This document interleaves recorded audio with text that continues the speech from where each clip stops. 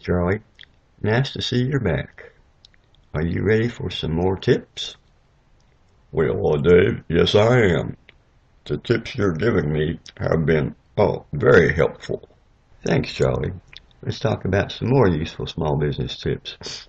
We left off talking about banking and handling cash receipts.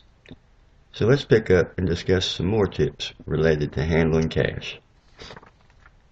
Oh, sounds great, Dave. I've reviewed and implemented your recommendations regarding accounting software and banking and cash receipts. Glad to hear it. This visit will discuss monitoring cash and cash payments. First, Charlie, you should sign all your checks.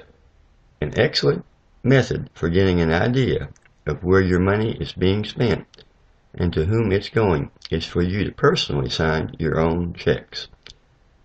Ask questions if something doesn't look right. You should also only sign checks that have proper documentation. You, or whoever you designate as responsible for signing checks, should review the invoices and/or other documentation to ensure that the invoice has been recorded and properly approved. Proper documentation might include purchase orders, supplier invoices, receiving reports, or any other documents that support the expenditure.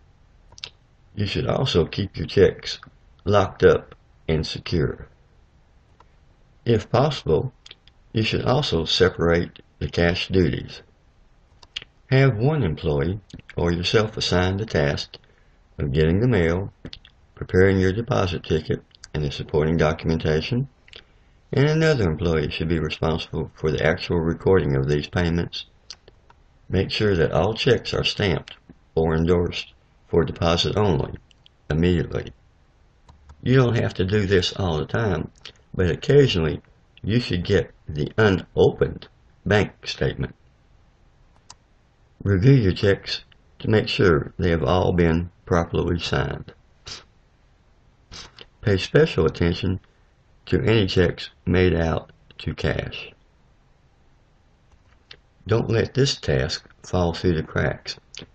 A monthly bank reconciliation should be prepared for each month. As an owner, you don't have to actually do the reconciliation, but do occasionally check to see that this task is actually being performed. You should also set up a procedure for handling checks returned for non-payment where customers did not have sufficient funds to pay. If this happens, don't leave your bad checks just laying around collecting dust. Take immediate action and try to get your money. And lastly, you should establish a petty cash fund. This fund is used for minor and unanticipated expenses where a check can't be written or the amount is so small that you don't want to have to write a check. Okay, Charlie, I provided you with some food for thought. What do you think?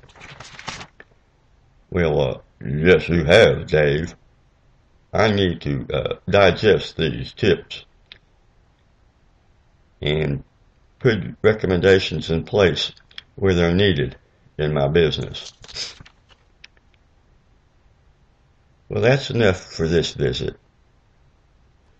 You go chew on and digest what we've discussed until your next visit. Dave, thanks as always. You're quite welcome, Charlie. See you next visit. Okay, and thanks again.